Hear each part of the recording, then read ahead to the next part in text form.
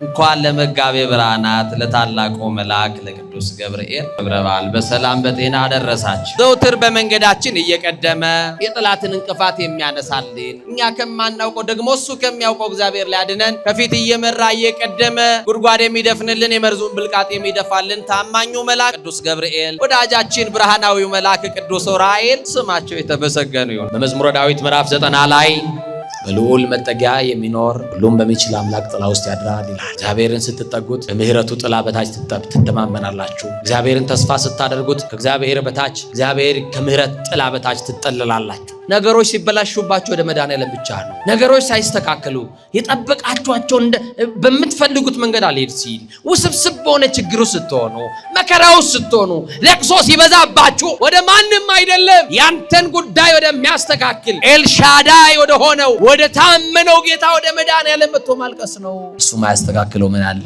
እሱ ማይፈታው ምን ቋጠሮ አለ? እሱ ማይሞላው ምን ጉድለት አለ? በፈረሰው ቅጥር ላይ ሙሉ ሆኖ መቆም የሚችለው የናዝሬቱ ተስፋ የማርያም ልጅ ክርስቶስ ብቻ መምጣት ነው ወደሱ ወደ መድኃኔዓለም። የክፉ ቀናችን አምላክ መከራ አልፈንባታል። ስንት የጭንቅ ሌሊቶችን ተሻግረንባታል። ከስዕሏ ወድቀን ብንማጽናት እንባችንን አብሳልናለች። የአምላክ እናት ብዙ ጉድለታችን ሞልታልናለች። ክብር ለድንግል ማርያም ይሁን። እናታችን አማላጃችን መመኪያችን፣ በረሃብ ዘመን በልተን የጠገብንባት መሶባችን ድንግል ማርያም፣ በጥማት ዘመን ጠጥተን የረካንባት ጽዋችን ድንግል ማርያም፣ ልብሳችንም ጉርሳችንም ድንግል ማርያም፣ ዘመዳችን ወገናችን ድንግል ማርያም፣ የምንመረጎዝባት በጥራ ሃይማኖታችን ድንግል ማርያም ስሟ የተመሰገነ ይሁን። ክብር ለእናታችን ለድንግል ማርያም ይሁን። የምንነጋገርበት የትምህርታችን ርዕስ የሚሆነው በመጽሐፈ መሳፍንት ምዕራፍ 9 ቁጥር 15 ላይ የተጻፈውን መለኮታዊ ኃይለ ቃል በማንሳት ይሆናል። ንዑ አጽልሉ ታሕተ ጽላሎቴ፣ ኑ ከጥላዬ በታች ተጠጉ። እስቲ ከኔ ጋር እንደዚህ በሉ፣ ኑ በሉ። ኧረ በማርያም ተወገድላችሁ፣ ኑ በሉ። ያልመጡትን ያምጣልን፣ የጠፉትን ይመልስልን፣ የተበተኑትን ይሰብስብልን። እስቲ ኑ በሉ፣ ኑ በሉ። ከጥላዬ በታች ተጠጉ። ከምኔ በታች? ከምኔ በታች? ከጥላዬ በታች። አሁን እኔና እናንተ በህይወት ጥላ ስር እንዳለ ነው። በምን ጥላ ስር? የተጠለልነው ደግሞ ያስጠለለን፣ የተጠጋነው ደግሞ ያስጠጋን፣ ደግሞ የተደገፍነው መድኃኔዓለምን ነው። ሰውን ተደግፈን አናውቅም። የሚረዳ ነው እግዚአብሔር፣ ደግሞም የሚረዳ ነው። አያችሁ፣ የተደገፋችሁትን በደንብ ጠንቅቃችሁ እወቁ። ክንዱ የማይዝለውን እውነተኛውን አባት እግዚአብሔርን ተደግፈናል። እሱን የተደገፈ ደግሞ አይወድቅም። መተማመኛችን፣ መጠጊያችን፣ መተማመኛችን ነው እግዚአብሔር። እሱን ነው የምናመልከው፣ እሱን ነው የምንተማመንበት። እና ይገርማቸዋል፣ ይሄ ቃል መሳፍንት ይገዙ ያስተዳድሩ በነበረበት ዘመን በምሳሌ የተቀመጠ ቃል ነው። በጣም በሚገባችሁና በተረዳ ቋንቋ አጭር ደቂቃ ተጠቅሜ ነገሩን እንጠቀልላለሁ። ሐሳባችሁ ከኔ ጋር ይሆን። ይሄ ቃል በምሳሌ የተቀመጠ ኃይለ ቃል ነው። ቃሉን ደግሞ የተናገረው ከእጽዋት መካከል ደረቅ የሆነው እሾህ የተባለ ዛፍ የተናገረው ነው። ማን? በማርያም እሾህ በሉኝ። መቼም ሰዎች በነገር ሲያደሟችሁ እገሌኮ ምንድነው አላልኩኝም እኔ፣ እናንተ ናችሁ ያላችሁት። በጣም በነገር የሚያደሙ ሰዎች ታውቃላችሁ። የሰው ምላስ አጥንት የለውም፣ ግን አጥንት ይሰብራል። ስንቶችን አሽመደመድንበት፣ ቀና ብለው እንዳይሄዱ በምላሳችን ሰበርናቸው። ከኛ አንደበት የሚወጣው ሰው አጎንብሶ እንዲሄድ፣ ቅስሙ እንዲሰበር፣ ሞራላቸው እንዲደቅ ከአፋችን የሚወጣው ክፉ ቃል ብዙ ሰዎችን ሰብሮ ቤት ውስጥ አስቀምጧል። እሾህ የተናገረው ቃል ነው በምሳሌ። እሾህ እንዴት ይናገራል? በምን ምክንያት ተናገረ የሚለውን አብረን እናያለን። እንዲህ ይላል መጽሐፈ መሳፍንት ምዕራፍ 9 ላይ ይሩበአል የተባለ አቤሜሌክ፣ ይሩበአል የተባለ አንድ ንጉሥ እንደነበረ መጽሐፍ ይነግረናል። ጌዲዮን የተባለው የእግዚአብሔር ሰው የእግዚአብሔር ሕዝቦች በምድያም እጅ ተላልፈው በተሰጡ ሰዓት ይሄንን ሕዝብ ከምድያማውያን እጅ ነፃ የምታወጣው አንተ ነህ ብሎት ነበረ። እኔ ካንተ ጋር ነኝና አትፍራ፣ ጠላቶችን ድል አደርግልሃለሁ፣ ጠላቶችን በእጅ አሳልፌ ሰጣለሁና አትፍራ ብሎ እግዚአብሔር ባዘዘው መሰረት ጌዴዎን ሕዝበ እስራኤልን ከምድያም እጅ ነፃ ካወጣ በኋላ ይሩበአል የተባለው ጌዴዎን ይገርማችኋል 2 ልጆች አሉት። ስንት ልጆች? እስቲ 2 ልጅ አለው እዚህ ውስጥ። እስቲ 2 ልጅ አለው። እግዚአብሔር ይባርክላችሁ። እስቲ 2 ልጅ ያላችሁ ስንት ነው? 2 እጅ እኮ አላልኩኝም፣ 2 ልጅ ነው ያልኩት። እግዚአብሔር ወንድና ሴት አድርጎ የሰጣችሁ ወይ 2 ወንድ ወይ 2 ሴት የወለዳችሁ ነው ያልኩት። ገብቷችሁ ነው ያነሳችሁት? ገብቷችሁ አላረ? ያው ልጅና እጅ ያው እንዳይምታታባችሁ ብዬ ልጅ ነው ያልኩት። 2 ልጅ አላችሁ እና ይሩበአል ሽማግሌ ነው፣ የእድሜ ባለጠጋ ነው፣ አረጋዊ ነው። በዙፋኑ ላይ ተቀምጧል። 2 ልጆች አሉት። በንጉሳውያን ስርዓት ታውቃላችሁ፣ ንጉስ ሲሞት የሚተካው ንጉስን ማን ነው? ልጅ ነው አይደለም? ልጅ ነው የሚተካው አይደል? ታላቅ ልጅ ነው የሚተካው። ታላቅየው ደግሞ አቤሜሌክ ይባላል። ሁለተኛው ደግሞ ኢዮአታም ይባላል። ኢዮአታም በምንም ተአምር አቤሜሌክ እያለ ንጉስ መሆን አይችልም እና ጠዋትና ማታ መሽቶ ሲነጋ ንጉስ የመሆን አስተዳዳሪ የመሆን ባለስልጣን የመሆን ጉጉቱ በየቀኑ እየጨመረ መጣ ይላል። አሁን እናንተ ፍላጎታችሁ በየቀኑ መቼም አያልቅም። እኛ ፍላጎት አይደል ይጨምራል እንጂ የሚቀንስ ፍላጎት የለንም፣ የሚገደብ ፍላጎት የለንም አይደል? እግዚአብሔርን ቤት ስጠኝ ያለው ሰውዬ ቤቱን ከሰራለት በኋላ ደግሞ ሌላ ነገር ተጨማሪ ይጠይቀዋል።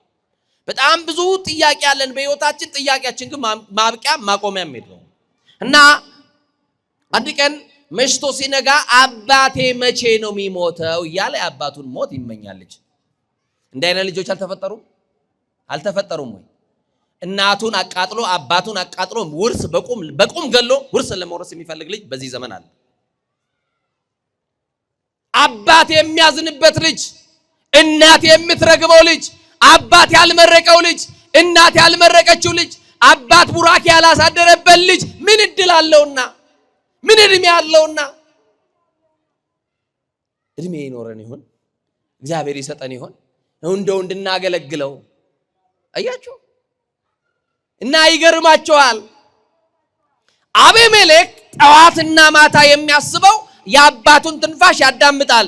ይሄ ሰውዬ አልሞተም፣ ንጉስ መሆን ደግሞ ፈልጋለሁ፣ የአባቴን ካባ መልበስ ፈልጋለሁ፣ የአበባ ምንጣፉን ፈልጋለሁ፣ ንጉስ መሆን በቤተ መንግስት ገዢ ተብዬ አገር መምራት ማስተዳደር ፈልጋለሁ።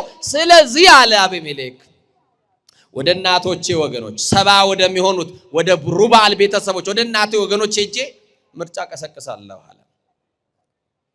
ማንም ኢዮአታም ሳያየው አባቱም ሳይሰማ ወደ እናቱ ወገኖች፣ የእናቱ ወገኖች የሚኖሩት ከቤተ መንግስት ውጪ ናቸው። አንድ ንጉስ ሲነግስ የአባት ወገን ነው የወንዱ ወገን ነው ወደ ቤተ መንግስት አብሮ የሚገባው። የሴት ወገን ወይም የእናት ወገን ቤተ መንግስት አይገባም።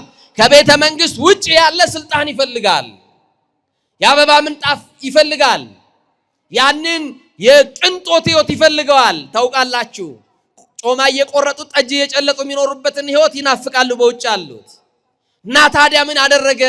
ኢዮአታም ሰው ሳያየው ሄደና የእናቱን ወገኖች ሰበሰበና እንዲህ አላቸው፣ እኔ ያጥንታችሁ ፍላጭ የስጋችሁ ቁራጭ መሆን አለ። ምን ያክል ሴንሲቲቭ እንደሆነ ይሁት። ያጥንታችሁ ፍላጭ የስጋችሁ ቁራጭ። ምን ያክል ዘረኞች እንደሆነ አይታችኋል ዘንድሮ። ምን ያክል በዘር ደዌ እንደተጠቃን፣ ሰውን በሰውነቱ ከመውደድ ሰውን በማይተሙ በክርስትናው መለካት አቅቶን በሚያወራው ቋንቋ በተወለደበት አካባቢ ሰፈር ውስጥ ወርደናል እኮ፣ መንደር ውስጥ ዘቅጠናል እኮ። እንዴት በሰውነት ቋንቋ ልንግባባ እንችላለን? ያጥንታችሁ ፍላጭ። ዛሬም አጥንት የሚቆጥሩ አሉ።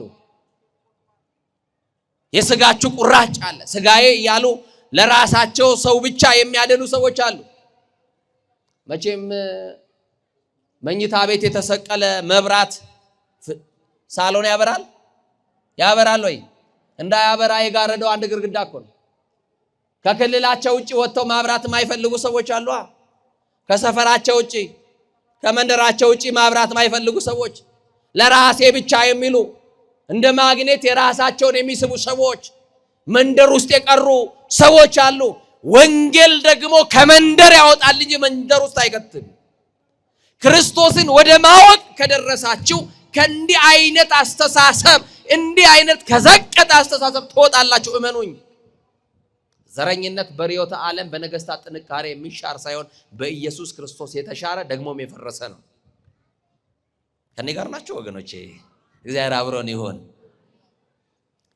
በጣም በደካማ ጎናቸው ሊቀበሉት በሚችል ሴንሲቲቭ በሆነ ነገር ምን አለ? ያጥንታችሁ ፍላጭ ደግሞ የሥጋችሁ ቁራጭ መሆን እኔ አቤሜሌክን ከምታነግሱኝና 70 የሚሆኑት የአባቴ ቤተሰቦች በቤተ መንግስት ያሉት የሽማግሌውና ቤተሰቦቼ ከሚገዟችሁ ማን ይሻላችኋል? ምረጡ። እኔን ብታነግሱኝ፣ እኔን ብትመርጡኝ፣ እንዲህ ባደርግላችሁ፣ መኳንንት መሳፍንት እያደረኩኝ አገረ ገዢ ባደርጋችሁ፣ ሹመት ብሰጣችሁ አላቸው። አሁን ምን አሉ? ሐሳባችን ካንተ ጋር ነው፣ በሐሳባችን ተስማምተናል ብለው ከበዓል በሪም ቤት፣ በዓል በሪም የጣዖት ስም ነው። ለጣዖት ከተቀመጠው 70 ገንዘብ አመጡና እንካ ሐሳብህን አሳካበት አሉት። ሐሳብ ይሸጣል አይደል? ሐሳቡን ነገራቸው አይደለ? ከዛ በኋላ እነሱ ደግሞ ምን ሰጡት? ገንዘብ ሰጡት አይደለ? 70 ብር ባዶ እጁን ሄደው ሐሳቡን ነገራቸው። ሐሳቡን ሸጠላቸው። ሐሳቡ ደግሞ እነሱን ገዛቸው። ቀጠሉና ለተሸጠው ሐሳብ ለገዙት ሐሳብ 70 ገንዘብ ያውም የጣዖት ብር አመጡና 70 ብር ሰጡ። እንካ ሐሳብህን ሙላበት አሉት ይላል። 70ውን ገንዘብ እንደያዘ በ70 ብር 70 ወሮ በሎችን ቀጠረበት ይላል መጽሐፍ። 70 ወሮ በሎች፣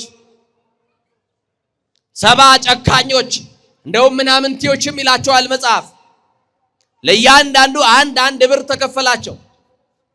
ከዛ በኋላ አቤሜሌክ እንግዲያውስ ከአንተ ከኋላ እንከተላለን፣ አንተ ወደምታዘን እንሄዳለን፣ አንተ ምራን፣ መንገዱን አሳየን፣ ምን እንድናደርግ ትወዳለህ ሲሉት ወደ አባቴ ቤተ መንግስት እንሄዳለን። ሽማግሌው አባቴ በዙፋን ላይ ነው። አይኖቹ ማየት አይችሉም፣ ፈዘዋል። ጆሮቹ መስማት አይችሉም፣ ደንቁረዋል። ጃጅቷል፣ አርጅቷል። በዙፋኑ ላይ ነው ያለው። አባቴን እገላለሁ፣ ደግሞ ከአባቴ ላይ ካባውን አለብስና አቤሜሌክ ነግሷል ብላችሁ በከተማው ታውጃላችሁ ብሎ ነገራቸው ይላል። ልጅ በአባቱ ላይ ተነሳ። ይሄው ዛሬ ይሄው በየቤቱ ቤት ይቁጠረው። ልጅ በአባቱ ላይ ተነስቷል። ልጆች አባቶቻቸውን አይሰሙም። አባቱን የሚያስቆጣ ልጅ አለ። አባቱን አይታዘዝም ልጅ። ልጆች እናቶቻችሁን ትታዘዛላችሁ? እማዬ ትሏት ይሆን? አታመናጭቋትም ይሆን? አታሳዝኗትም ይሆን? አታስቆጧትም ይሆን? ምን እድል ይኖረናል ታዲያ?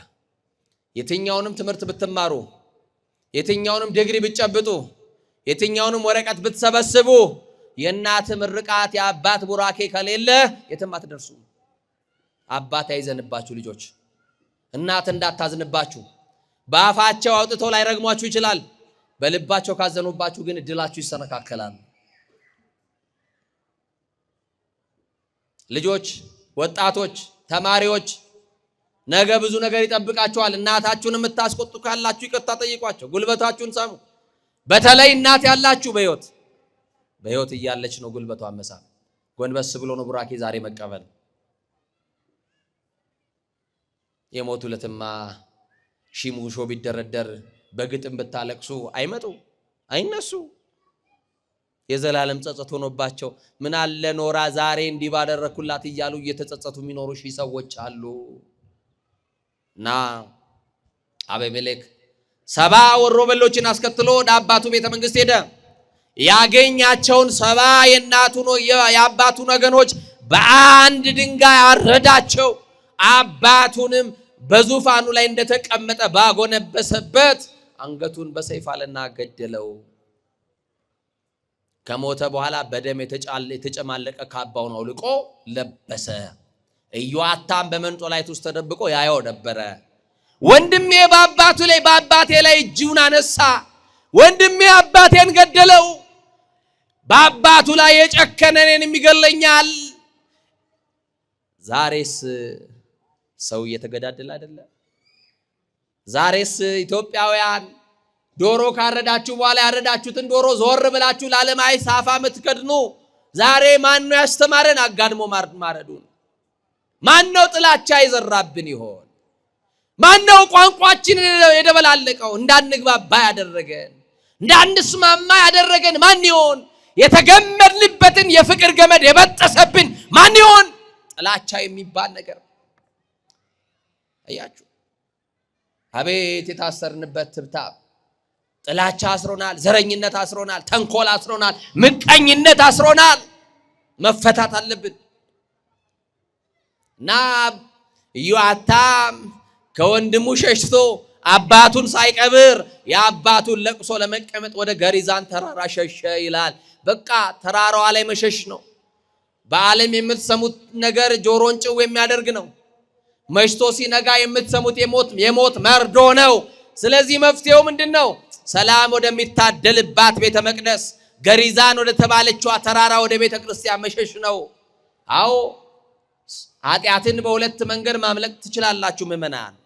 የመጀመሪያው ኃጢአትን ታግላችሁ ማምለጥ። ታግሎ ማምለጡ እንኳን አልሆነልንም። ታግሎ ማምለጥስ እንደ ዮሴፍ ታግሎ ማምለጥ ባንችል እንኳን ሸሽቶ ማምለጥን እንደ ሎጥ ሸሽታችሁ ከከተማዋ ከኃጢአት መንደር ከርኩሰት ሰፈር ከዘረኝነት መንደር ወጥቶ ለእግዚአብሔር መለየት፣ ወደ ቅድስናው ተራራ መሮጥ፣ ወደ ገሪዛን ወደ ተራራዋ ወደ ቅዱስ ቤተ ክርስቲያን ወደ እግዚአብሔር ወደ ምሕረት አዳራሽ መሮጥ ነው። አቤሜሌክ ንጉሥ ሆኛለሁ ብሎ አዋጅ አስነገረ። በአንድ ቀን ሰባዎቹን ገደለ። ይገርማል። ኢዮአታም ግን በገሪዛን ተራራ ላይ ቁጭ ብሎ ስለተገደሉት ስለ 70 ወገኖቹና ስለ አቤሜሌክ ስለ አባቱ ለቅሶ በተራራው ላይ አለቀሰ፣ አነባ፣ ወየውልኝ አለ። አባቱን አልቀበረምና ሐዘኑ ከበደበት። 70 ወገኖቹን በሞት አጥቷልና ሐዘኑ ጸናበት። ዛሬ ሐዘን አለ፣ ለቅሶ ደራሽ የለም እንጂ። ዛሬም በየቤቱ ለቅሶ አለ፣ ለቅሶ ደራሽ የለም እንጂ። የሚያለቅሱ አሉ፣ አጽናኝ የላቸውም እንጂ። እማያለቅስ ማን አለ? ያላዘነ ማን አለ? ብሶተኛ ያልሆነ ማን አለ? አሁን ጥቂት ቢነኳችሁ የምታለቅሱ ኩርፈኛው ናችኋል። ሳቃችሁም ለቅሷችሁም ቅጽበታዊ ሆኗል። ያለንበትን እንተዋወቃለን። እንዴት አይነት ምሬት ውስጥ እንደገባንና እንዳለን እሱ እግዚአብሔር ያውቃል። አለቀሰ፣ አጽናኝ በሌለበት ተራራ ላይ ለብቻው። የሴኬም ሰዎች እንዲሰሙት እንዲህ አለ፣ እናንተ የሴኬም ሰዎች እግዚአብሔር እንዲሰማችሁ ስሙኝ አለ። ዛሬ እናንተን እላችኋለሁ፣ በዚህ ጉባኤ ያላችሁ እናንተ የኢትዮጵያ ሰዎች፣ እናንተ ኢትዮጵያውያን እግዚአብሔር እንዲሰማችሁ ስሙኝ። ቂምና በቀልን አውጡ፣ ከጥላቻ አውድ ተለዩ። መርዝ ነው ጥላቻ። ጥላቻ ልባችሁን የመረዘ ትላንት አብሮ ይበላ የነበረውን ወንድምን በጥላቻ ይራክካለ። ተመለስ። እግዚአብሔር ልጆቹ አንድ ሲሆኑለት ይወዳል እንጂ ስንለያይ እግዚአብሔር ልጆቹ ቢለያዩ አይደለም፣ አንድ ሲሆኑለት ነው እግዚአብሔር የሚባርከው። እግዚአብሔር የፍቅር አምላክ ነው። አንተ ወንድምን ይቅር ለማለት እምቢ አልክ። አንተ እርቀ ሰላም የጠላ ለሽማግሌ እምቢ አልክ። ካህናትን ገፍተህ አቃለ መቃብሬ ላይ አድረስብኝ ብለህ በወንድም ላይ በዚህ ልክ የጨከንክ ወንድምን ይቅር ሳትል ይቅርታ የለም። የእናትህን ልጅ ይቅርታ በል። ከእናትህ ልጅ ጋር የተቋረፍካለ፣ ከእናትህንም ያቆረፍክ ትኖራለህ። አባትህን የተቀየምክ ትኖራለህ። ይገርማል። ኢዮአታም አልቃሽ የለም፣ ማልቀስ ጀመረ። ዛሬ ኢትዮጵያውያኖች እንደሚያለቅሱት ማን ያጽናናቸዋል? ያለቅሳሉ ግን አጽናኝ የላቸው። ያነባሉ ግን እንባባሽ የላቸው። በገሪዛን ተራራ ላይ ለቅሶ እንዲህ አለ፣ እግዚአብሔር እንዲሰማችሁ ስሙኝ።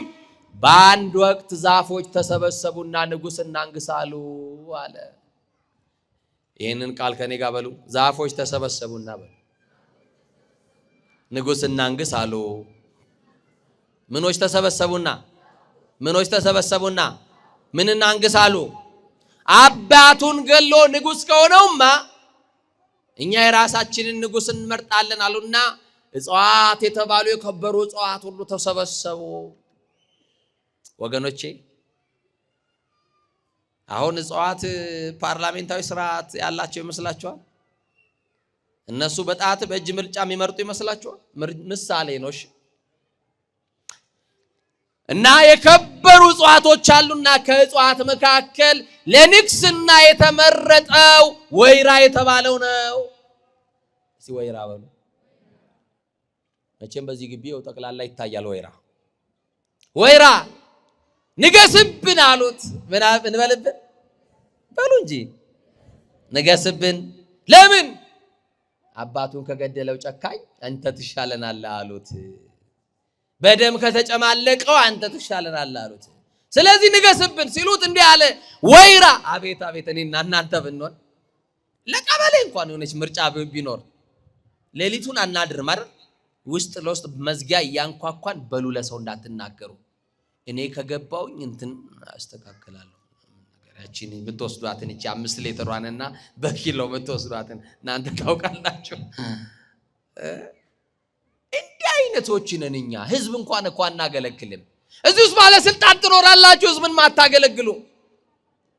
የመረጣችሁን የሾማችሁን ህዝብ የምታስለቅሱ ባለስልጣኖች ትኖራላችሁ። በስልጣን ጊዜ ካልተጠቀምክ ደግሞ እግዚአብሔር ማክበር ብቻ አይደለም ማዋረድም ያውቃል። እግዚአብሔር መሾም ብቻ አይደለም መሻርም ያውቃል። አያውቅም? ይኸውላችሁ እንዲህ ነው የሚለው በያዕቆብ መልእክት ላይ እግዚአብሔር አለ ለትዕቢተኞችን ያዋርዳል፣ ለትሑታን ግን ጸጋን ይሰጣል ይላል። ለትሑታን ምን ይሰጣል? ምን ይሰጣል? በቃ ስልጣን ማለት ድሆችን ማዳመጥ ነው።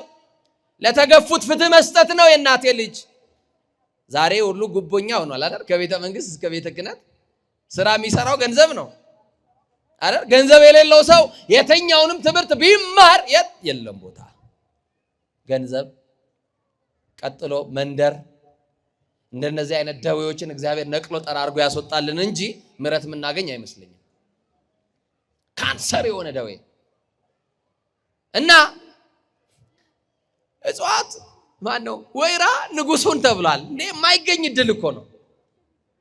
አሁን እዚህ ውስጥ ድንገት የሆነ ስልጣን ኧረ እኔ ኤክስፔክት አላረኩም እግዚአብሔር ነው እንጂ እንደው እኮ ወይ ደግሞ አንዳንዱ ደግሞ ምን ይላል መሰላችሁ?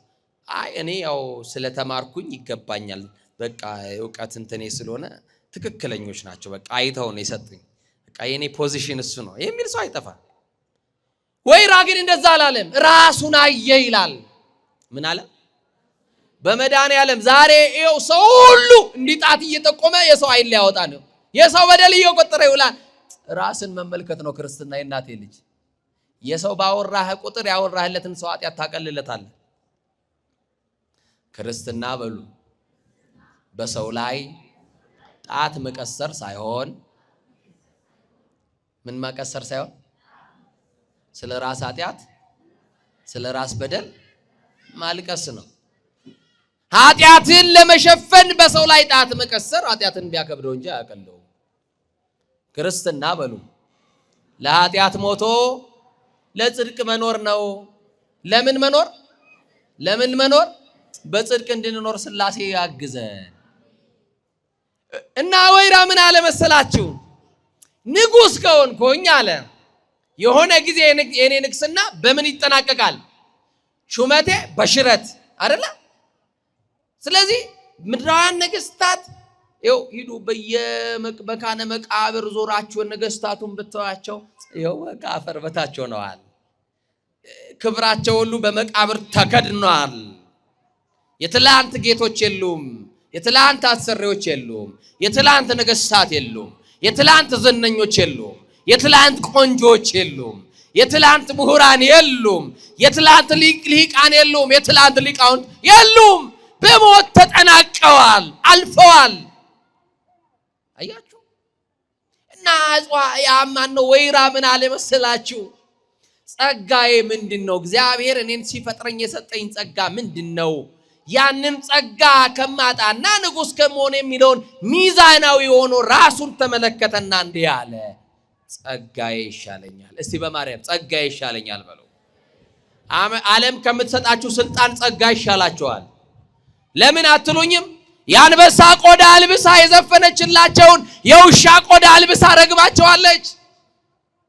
ይኸውና የቅርብ ጊዜ ታሪክ የኢትዮጵያ ነገስታት የተባሉ ሀገር አንቀጥቅጠው የመሩ የገዙ ከቀበሮ ጉድጓድ ሲወጡ አይተናቸዋል። አንዳንድ ቀን ሹመታችን ሁሉ በውርደት ሊጠናቀቅ ይችላል እና ወይራ ራሱ ሲመለከት እንዲህ አለ። ቅባት ነው ወይራ፣ ዘይት ነው ወይራ። ምንድነው አልኳችሁ? እህቶቻችን ቅርብ ናችሁ። እስቲ ቅባት በሉ። ቀጥሎ ምን አሉ? ዘይት በሏ።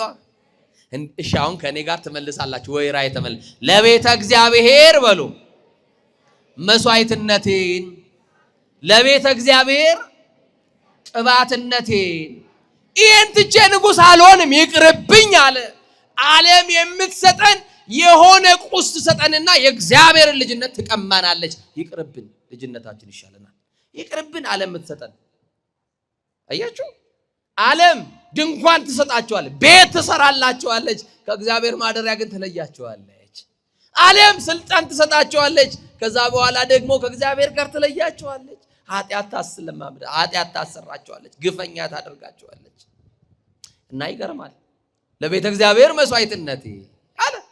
ነቢያቱ ነገስታቱ የሚከብሩበት ቅዱስ ቅባት አለኝ። ቅባትነቴን ትቼ ንጉሥ መሆን አልፈልግም፣ ጸጋዬ ይሻለኛል አለ።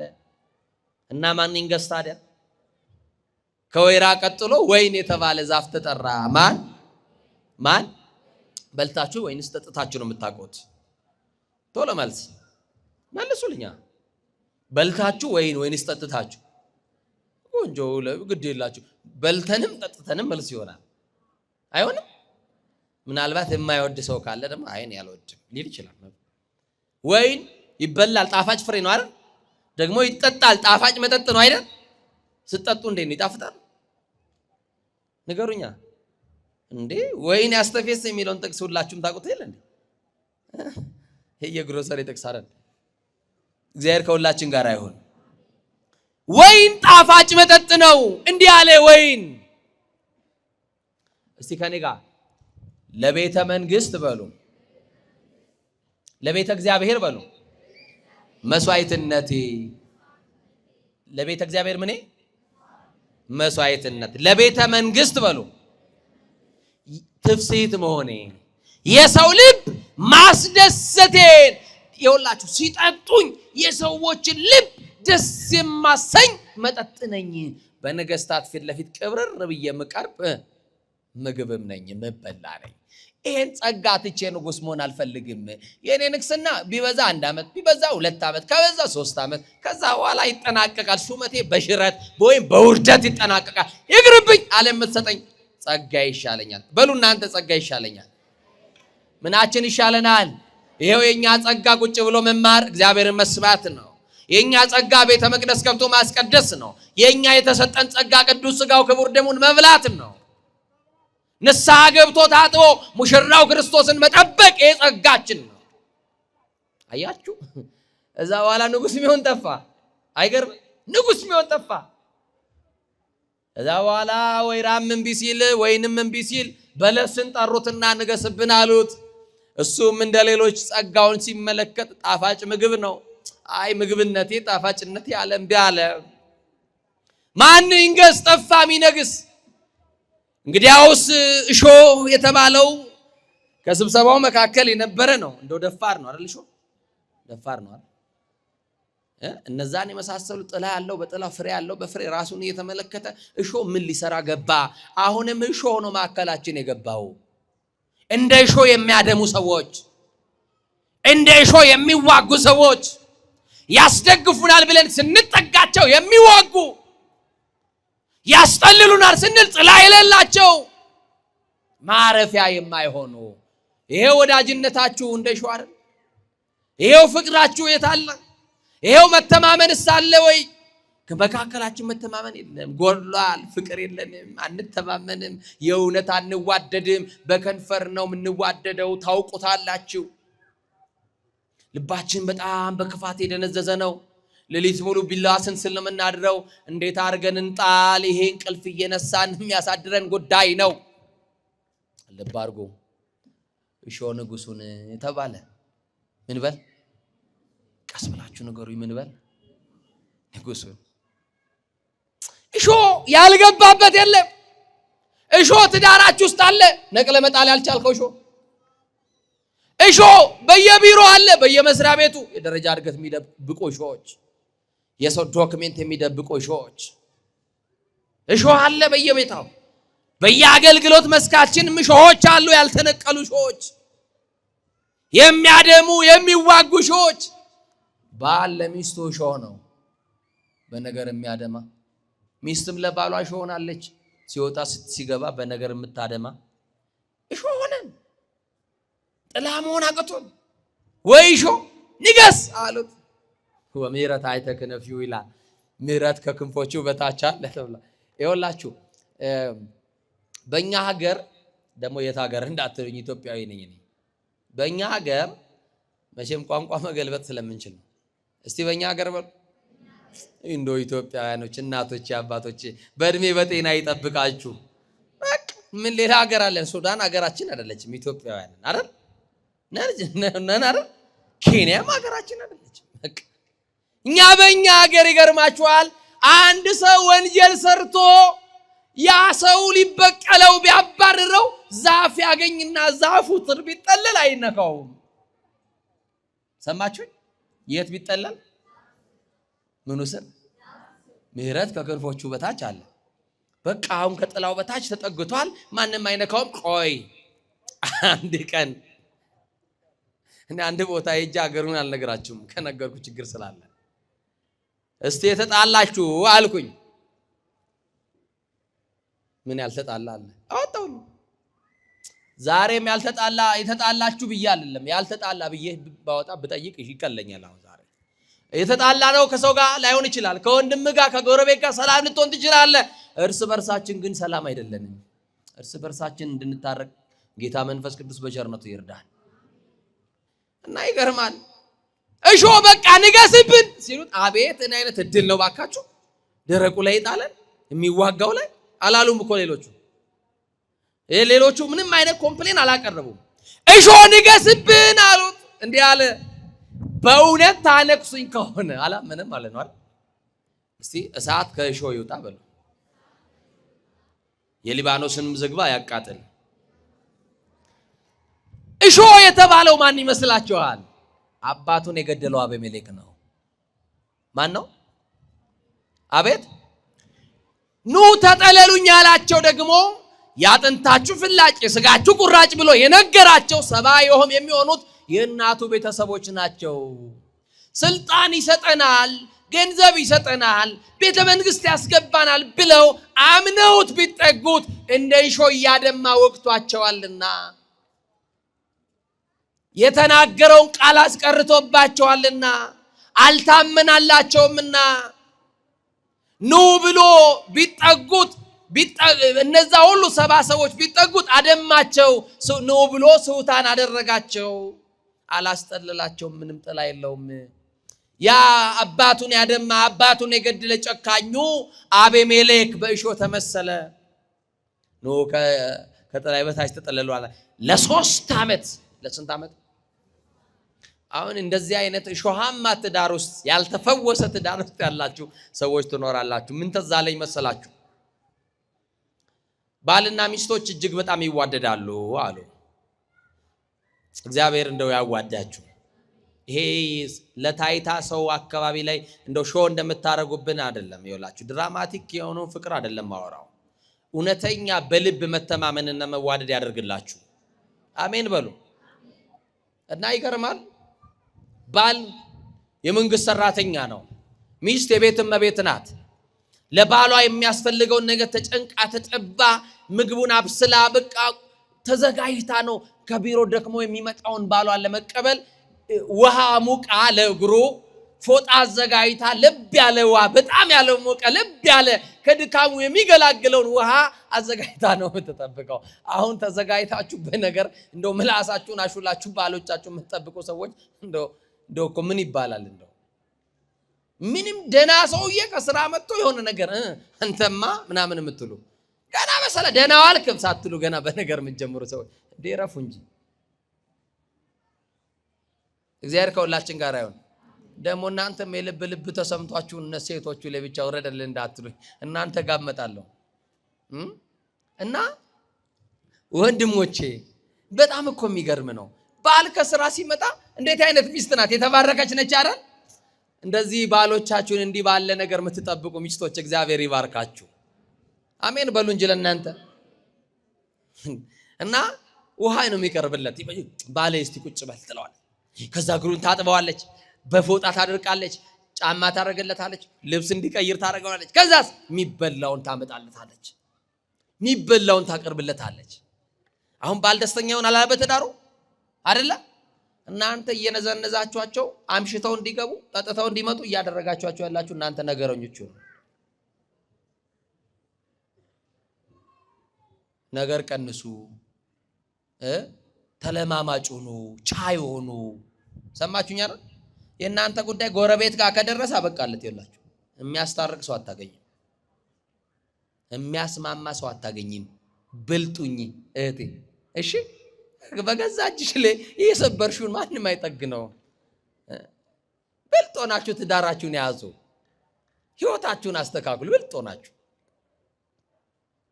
እናንተም አታስመርሯቸው፣ እናንተም አታስቆጥቷቸው። በየእንቅፋቱ ቤት የተናቀፋችሁ የገባችሁ እያመሻችሁ አትግቡ።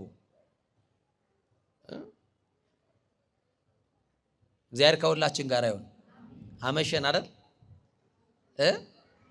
እግዚአብሔር ከሁላችን ጋር ይሁን። ይህን ጸጋ የሰጠን ማን ነው? አሁን ቃሉን እንድንሰማ ያደረገን ማን ነው? እና ይቺ ሴት በቃ ጉንጩን ግንባሩን ስማው ነው የምትቀበለው ባሏን። አቤት መታደል! አንዳንዱ ሰዎች ደግሞ ቤት ውስጥ ይሄው ፍጅት ነው፣ ድብድብ ነው። ሰርግ ቤት ሲወጡ ደግሞ አንድ አይነት ልብስ ለብሰው በቃ አቤት እጅ ለእጅ ተያይዘው የእነንትና ፍቅር እንዲባል ነው። ይኸው ሰርግ ቤት ሲሄድ የያዘውን ባል ይዞ የሄደውን እጅ ልክ ሲመለስ ልቀቅኛ እንጂ እያለ ወደ ቤት በነገር ይጀምራል። ወይ በስካፖ እየጠለዘ ሚስቱ የሚያስገባ ባል ደግሞ አለ። እረፉ፣ ተቻቻሉ። ሰማችሁኝ አይደል?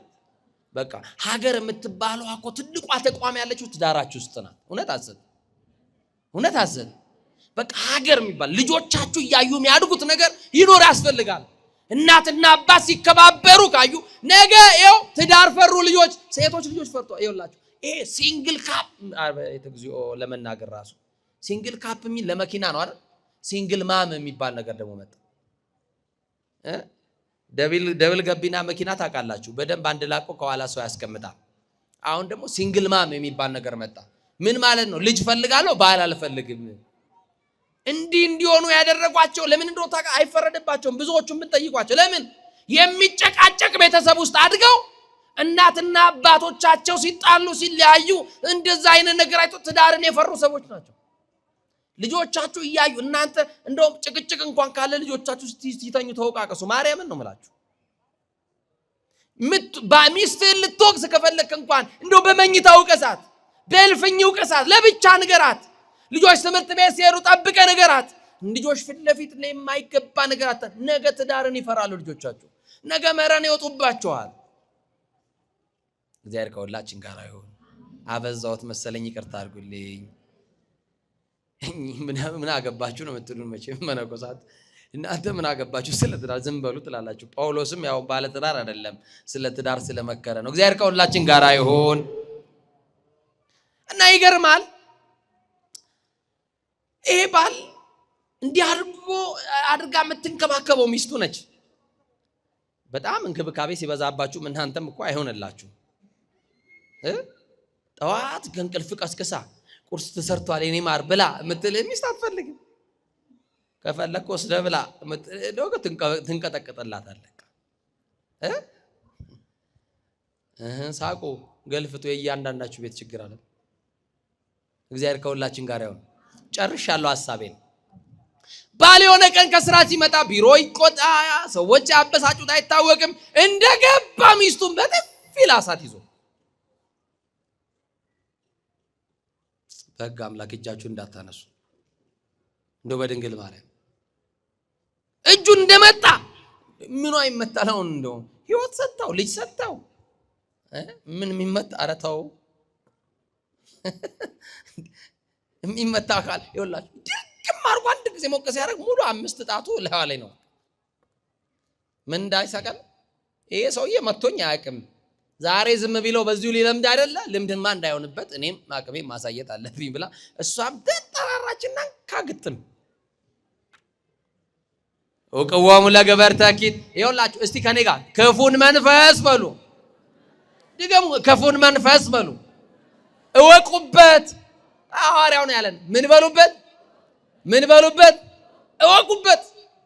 ሰላማዊ የሆነ ትዳር መጣላ ከጀመራችሁ ዲያብሎስ በትዳራችሁ ቀንቶ ጸብ እየዘራባችሁ የዛን ቀን ተንበርክካችሁ ጸልዩ ለትዳራችሁ። ለቢዝነሳችሁ ሱባኤ ትገባላችሁ፣ ጅሩ ትሄዳላችሁ፣ ስሪንቃር ሴባ ትሄዳላችሁ። ሩቅ ሀገር አይደል? ለትዳርስ ለህይወትስ አያችሁ። እና የሚገርም ነው። በጥፊ መታችሁ እሷም እሱም ሲል ጎረቤት መጣና እንዴ ያለመደባችሁ እኛ ምናቃችሁ በፍቅር ነው ከመቼ ጀምሮ ጸብ? ኧረ ሌላ ሰው እንዳይሰማል። ሁለተኛው ቀን ጸቡ ቀጠለ፣ ሶስተኛው ቀን ቀጠለ። ሳምንቱን ያዘላቸው። ከዛ ምን አለ ጎረቤት እጭ ጀመራቸው። እንዲህ የሚባልም ትዳር አለ። እግዚአብሔር ይጠብቃችሁ። ማገላገል ሰልችቶት ገብቶ መገላገል ከብዶ እጭ ሲደክማቸው ይተውታል ማለት ጀመረ። አንድ ጓደኛ መጣችና እንዲህ አለች፣ እህቴ በትዳርሽ ሰላም እንዳልሆንሽ አውቃለሁ። ሰላም እንድትሆኚ አንድ ነገር ልጠቁምሽ አለቻት። ምንድን ነው? እኛ ሰፈር የታወቁ አዋቂ ያሉና እሳቸው ቤት ሄደሽ ንገሪያቸው አለች። ምን አለች? ንገሩ። አዋቂ ማን ነው? እስቲ አዋቂ እግዚአብሔር ነው የምትሉ እጃችሁን አሳዩ። እና ጠንቋይ ቤት ምን ትሰራላችሁ? ቶሎ አወረዳችሁ አፈርታችሁ መልሱትሽ እንዴላችሁ። አዋቂ እግዚአብሔር ከሆነ አስማተኛ ጋር ጠንቋይ ጋር መተተኛ ጋር አስማት ምንድን ነው የምታረጉት? ምን ከለከለክ ስላሴ? ምን ከለከለሽ መድኃኒዓለም? ምን አሳጣክ? ምን አሳጣሽ? ጠንቋይ እድሜ ይሰጣል፣ ጤና ይሰጣል፣ ልጅ ይሰጣል። ይሄን ሁሉ ሰው ሊሰጥ የማይችለውን የሚሰጠው ማን ነው? አዋቂው ማን ነው? አዋቂ ቤት ሂድ ተባለች። ጠንቋይ ታፔላ የለውም ግን ቤቱን የማያውቅ ሰው የለም። አድራሻ የለውም ግን ሁሉ ሰው ያውቀዋል። እያስተማርናችሁ የጽድቁን በር አጣችሁት። ሳትማሩ ግን የክፋቱን በር ማን እንዳሳያችሁ አናውቅም። እና ጠንቋይ ቤት ላከቻት። ጠንቅ የሚሆን ለሰው ትዳር ጠንቅ እንደስሙ ሄደች። የሆነ መጋረጃ ውስጥ የተጎለተ ሰው በጨለማ አጋንንት የሰፈረበት። ምን ሆነሽ መጣሽ አላት በጎርናና ድምፁ። እንደው ከባሌ ጋር ተጣልቼ። የሚያውቅ ሰው ግን ጠይቆ ነው እንደሚረዳ ንገሩኝ እንጂ እስቲ እግዚአብሔር ነግራችሁት ነው የሚሰማው ወይንስ ዝም ብትሉት ይሰማችኋል? ብትነግሩትም ይሰማል። መልስ ነው። እውነት አይደል? ጆሮን የፈጠረ እግዚአብሔር አይሰማም? ብትነግሩትም ይሰማል። ዝም ብትሉትም ዝምታችሁ ውስጥ ያለውን ጩኸት ይሰማል አይሰማም? በነገራችን ላይ ሐሳባችሁን ያውቃል አያውቅም? ሳታስቡ ከሐሳባችሁ በፊት ያለውን ያውቃል አያውቅም? ቅድመ ሕሊና ኩሉ ያምር የሚለው ቤተ ኪዳናችን ይሄን ከሐሳብ አስቀድሞ ያውቃል፣ ከመደረጉም አስቀድሞ ያውቃል አያውቅም? በቃ ያውቃል የምትለው ቤተክርስቲያን እግዚአብሔርን ብቻ ነው። ያንተን ጉዳይ፣ የትዳርን፣ የስራህን፣ የቢዝነስን እግዚአብሔር ነው የሚያውቀው። ማንም ያውቀው እግዚአብሔር። እና ሚስት ከባልሽ ጋር ሰላም እንድትሆኚ ነው አላት። አዎ እንድትፋቀሪ፣ አዎ እንድፋቀር። ጻፍ ጻፍ ጻፍ ጻፍ ጻፍ ጻፍ ጻፍ አረገና ይቺን በግራ ብብትሽ ስር ያዥው አላት። እንደው ለምንድን ነው በቀኝ ማያስይዙት? ምን ችግር አለ በቀኝ ቢያስይዙ? ወይዘሮ ገሬ በር ላይ ይሄንን ሄደሽ ሌሊት ላይ ሰው ሳይነሳ በግራ እጅሽ ጣይው ነው የሚለው። ሰይጣን የግራውን ነው የሚያውቀው። እንትን አበር ላይ ሄደችን አበን በትነው ይላል። ኧረ መድኃኒዓለም ይበትነው ከምድረ ገጽ ላይ ያጋንንትን መንፈስ መድኃኒዓለም፣ ያጋንንትን ማህበርተኞች መድኃኒዓለም ከምድረ ገጽ ላይ ይበትንልን። ትውልዱ እንዳያድግ፣ ወጣቶች ሰርተው እንዳይለወጡ አንቆ የያዘን እሾ ጠንቋይ ነው። እግዚአብሔር ከምድረ ገጽ ይንቀልልን። እና ይገርማል እኮ እና በብብቷ ስር ይዛ ጨለማው ላይ የበደልነውን በደል ያውቃል።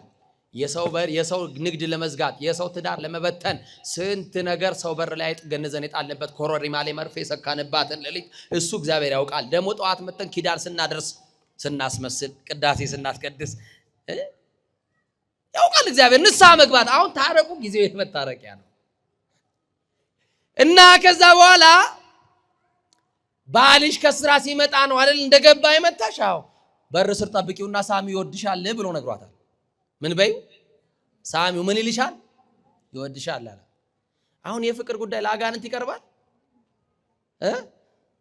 ንገሩኝ እንጂ ቅዱስ ዮሐንስ ሲመክረን እንደው አመካክ ምክሩ ራሱ በጣም የአባትነት ምክር ነውና አንጀት ይበላል። በዚህ በዮሐንስ መልእክት ላይ ደቂቄ የተፋቀሩ በበይናቲኩም ይለናል። ልጆቼ እርስ በርሳችሁ ምን ተባሉ? ተፈቃቀሩ ተዋደዱ ልጆቼ እያለ ይነግረናል። እርስ በርሳችሁ ተዋደዱ ይለናል። አሁን የፍቅር ጉዳይ የሚቀርበው ለመድኃኔዓለም ነው። መድኃኔዓለም ፍቅር ስለሆነ እውነት አሰ አሁን ያለ ቦታው የሄደ ነገር ነው። አያችሁ ለባለ ጉዳዩ መቅረብ የነበረበትን ጉዳዩ ቦታውን ስቶ ሰይጣን ጋር ደርሷል። እና የፍቅር ጉዳይ አብሳቸዋል አይደል? ሰው ሲፋቀር ይወዳል? የሰው ትዳር ሲጸና ይወዳል? አይወድም። እዛ በኋላ እሷ ከቢሮ ሲመጣ ጠበቀች። አባወራ መቼም ታውቃላችሁ ድምጽ አለው አይደል? ሲመጣ ቢያንስ ይላል። አሁን እንኳን እናንተ በሳይለንት ነው የምትገቡት። የድሮቹ አባወሮች ይላችሁ የድሮ የገጠሩን እኔ ኖርኩበት የገጠሮቹ ሲገቡ አባወራ ድምጽ አለው ከቤት አይደለ? ልክ አይደለም አይደል? ልጆች ቤት ይላሉ አይደል? አይደለም እንዴ? አዎ። እና ከዛ በኋላ ይቺ ሴት በር ስር ጠበቀችው ባሏን። አባወራ ነው ድምጽ አለው። ድምጹን እንደሰማች ዘላ ስትስመው አሃ ዛሬ ቀደምሽ ማለት ነው ብሎ ደርግም ማረገላት። እሷ ምን ልትለው እሱ ምን መስሎት ልትመታው። አያችሁ አለመግባባት ነው ማለት አይ ጭራሽ ቋንቋቸው እንደበላልቋል ለካ አጋንንት ጭራሽ ለካ እንዳይግባቡ አድርጓቸዋል። ውይ የመታኝማ ዛሬ በዛኛው ጉንጩ ስላልሳምኩት ነው። ቆይ በዛ በስሞች ተካከላል ብላ በዛ ለስሞ ስትይ በዛው አስተካከለላት እሱ በጥፊ። እንዴ ይሄ ጠንቋይ የሚያጣላ ነው የሚያስታርቅ ነው የሰጠን ምንድነው ብሎ ተናደደችና የሰጣትን ያንን የጻፈላትን ከግራ ብብቷ አስራ አውጥታ ስታየው ሃይ ጠንቋይ አይቀልድ እኔ ምን አገባኝ ቢወድሽ ባይወድሽ ብሎ ለካ ይጻፈላት። እሱን ይዛል ወደ ቤት ሄደችው። ምን አገባው አንተ በትዳር ቢስተካከል ባይስተካከል ሰይጣን ምን አገባው? ጠንቋይ ምን አገባው? ያገባዋል። ነገሮች ሲበላሹባቸው ወደ መድኃኔዓለም ብቻ ነው። ነገሮች ሳይስተካከሉ የጠበቃችኋቸው በምትፈልጉት መንገድ አልሄድ ሲል ውስብስብ በሆነ ችግሩ ስትሆኑ መከራው ስትሆኑ ለቅሶ ሲበዛባችሁ ወደ ማንም አይደለም ያንተን ጉዳይ ወደሚያስተካክል ኤልሻዳይ ወደ ሆነው ወደ ታመነው ጌታ ወደ መድኃኔዓለም መጥቶ ማልቀስ ነው። እሱ ማያስተካክለው ምን አለ? እሱ ማይፈታው ምን ቋጠሮ አለ? እሱ ማይሞላው ምን ጉድለት አለ? በፈረሰው ቅጥር ላይ ሙሉ ሆኖ መቆም የሚችለው የናዝሬቱ ተስፋ የማርያም ልጅ ክርስቶስ ብቻ ነው። መምጣት ነው ወደሱ ወደ መድኃኔዓለም። አያችሁ እንደዚህ አይነት እሾህ ሆነው በሰው ትዳር ውስጥ እሾህ የሚሆኑ ሰዎች እንዲዳሙ እንዲናከሱ እንዳይግባቡ የሚያደርጉ ሰዎች አሉ። ስለዚህ ትዳራችሁ ውስጥ የገቡ እሾሆቹን ንቀሉ። ያሉባልታ እሾህ ይነቀል፣ እግዚአብሔር ይንቀልላችሁ። የወሬ እሾህ እግዚአብሔር ከትዳራችሁ ላይ ይንቀልላችሁ። ወሬ እኮ እሾህ ነው ታውቃላችሁ አይደል? ያልተባለውና ተባለ የሚሉ ያልተደረገው ነው ተደረገ የሚሉ ባላዩት ነገር አየን ብለው የሚናገሩ እሾሆች አሉ። የሚያጣሉ እሾሆች፣ የሚያዋጉ እሾሆች፣ የሚያደሙ እሾሆች። እሾህ ንገስብል እንደተባለ 3 ዓመት አቤሜሌክ ነገሰ። ምን አረገ? አደማቸው። ኑ ብሎ ጠርቶ ወጋቸው፣ አቆሰላቸው። እግዚአብሔር ከሰማይ ሆኖ በ3 ዓመት በከተማዋ ላይ የተደረገውን ግፍ ተመለከተ ይላል። ዛሬም ግፋችንን ይመልከትልን። ዛሬም ለቅሷችንን ይመልከትልን። ተመለከተ እግዚአብሔር ከሰማይ። በአቤሜሌክ መንግስት ክፉ መንፈስን ሰደደ ይላል። ምን አይነት መንፈስ? እስቲ ሁላችሁም ክፉ መንፈስን ሰደደ። በቃ እንዳይግባቡ፣ ሰላም እንዳይሆኑ፣ ቋንቋቸው እንዲደበላለቅ አደረገ። ጦርነት ሆነ፣ እርስ በርስ ጦርነት። 70 ብር ከባል በሪም ቤት እንዳልሰጡት እነዛ የአባቱ ወገኖች በራሱ ላይ ተነሱበት ሊወጉትም ሆነ እሱም ወታደሮችን ይዞ ሊዋጋቸው ወጣ። በዚህ ሰዓት እግዚአብሔር አቤሜሌክን በሴት እጅ አሳልፎ ሰጠው ይላል። በምን እጅ? ከፈረሱ ወርዶ ወገቡን ሊፈትሽ ወደ ወንዝ በወረደ ሰዓት ከምድር ከወንዝ ውስጥ መጅ የተባለውን ድንጋይ አንስታ በአቤሜሌክ አናት ላይ ወረወረችበት ይላል። አናቱ ገምሳ ደሙን አፍስሳ አጥንቱን ከስክሳ ጣለችው። በሞትና በሕይወት መካከል ሆኖ አይኑን ሲገልጥ አጠገቡ የቆመችው ሰይፍ ያልያዘች በድንጋይ ብቻ የመታችው ሴት ናት። እግዚአብሔር አሳልፎ እንደሰጠው የአባቱን በቀል የኢዮአታምን ጩኸት ሰምቶ እንደተበቀለ አየ። እግዚአብሔር የበቀል አምላክ ነው። ደማቸው የፈሰሰውን የንጹሃንን ሰዎች ደግሞ እግዚአብሔር ይበቀልላቸዋል። ተበቀለ እግዚአብሔር። 70 የተገደሉትን የነሩባልን ደግሞ በቤተ መንግስቱ የታረዱትን የነዛ ምስኪናንን ደማቸውን ተመለከተና እግዚአብሔር አስጨናቂውን አቤሜሌክን እሾሃማውን የሚያደማውን በሴት እጅ ላይ አሳልፎ ሰጠ። እግዚአብሔር ተላልፈን ተሰጥተናል ወገኖች። እናንተ እሾሃማ ስለሆናችሁ እሾ በሚያደማው ላይ ተላልፋችሁ ተሰጣችኋል።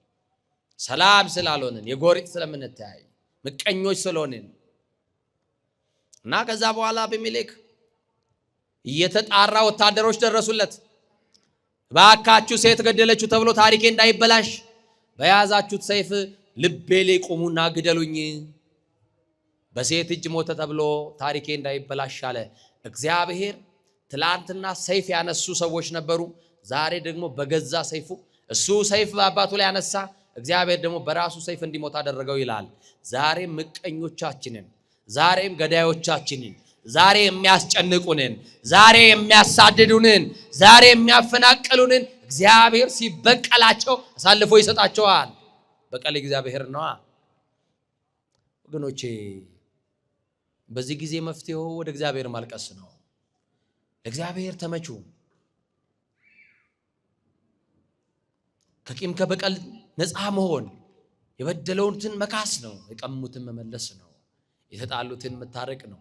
ይቅር ለእግዚአብሔር መባባል ነው። ለገዛ ኃጢአታችንን እያሰብን ማልቀስ ነው። ግፋ ሰማዕታትን እያሰቡ ማልቀስ ነው። ሞተ ወልደ እግዚአብሔርን እያሰቡ ማልቀስ ነው። ስለ ሀገራችን ሰላም ማልቀስ ነው። ስለ ወገናችን ስደት ማልቀስ ነው። ስለ ራሳችንም ማልቀስ ነው ያለብን። ኖ ከጠላይ በታች ተጠለሉ አለን። በመዝሙረ ዳዊት ምዕራፍ 90 ላይ በልዑል መጠጊያ የሚኖር ሁሉም በሚችል አምላክ ጥላ ውስጥ ያድራል ይላል። እግዚአብሔርን ስትጠጉት በምህረቱ ጥላ በታች ትተማመናላችሁ። እግዚአብሔርን ተስፋ ስታደርጉት ከእግዚአብሔር በታች እግዚአብሔር ከምህረት ጥላ በታች ትጠለላላችሁ። ስለዚህ እንደ እሾ የሚያደሟችሁን ነገር ነቅላችሁ ለመጣል በልባችን የበቀሉ ብዙ እሾዎች አሉ። መተማመን አለመተማመናችን እሾ ነው። ዘረኝነት እሾ ነው። ጥላቻ እሾ ነው። ቂም በቀል እሾ ነው። ብዙ እሾ የሆኑብን ነገሮች ሁሉ ነቅለን ወደ እግዚአብሔር እንድንመጣና በምህረቱ ጥላ ውስጥ እንድንጠለል አምላከ ቅዱሳን እግዚአብሔር በቸርነቱ ይርዳን። አምላካችን እግዚአብሔር እንደ እሾ የሚያደሙንን እግዚአብሔር ይንቀልልን። መድኃኔ ዓለም ቤተክርስቲያናችን ይጠብቅልን። አጽራራ ቤተክርስቲያናትን ያስታክስልን። ኢትዮጵያውያንን የተበተኑትን በሰው ሀገር ያሉትን ሁሉ የሚሰደዱትን የተሰደዱትን ሁሉ ባህር የሚሻገሩ በረሃ የሚያቋርጡትን ወደ ሀገራቸው ይመልስልን። በልዩ ልዩ ስፍራ እየነደደ ያለውን ያለ መግባባት እሳት ደግሞ ያጥፋልን። የተጣሉትን ያስታርቅልን። የተለያዩትን አንድ ያርግልን። የተኳረፉትን ያስማማልን። እንደ ቀድሟችን ሰላም ያርገን። ሰላማዊ ኢየሱስ ክርስቶስ ሰላሙን ለሁላችን ያድለን። እኔ ባጎደልኩት በሊቃውንት እታረማለሁ። ያስተማረን የመከረን ልዑለ ባሕርይ አምላካችን ቅዱስ እግዚአብሔር ስሙ ለዘላለም የተመሰገነ ይሁን።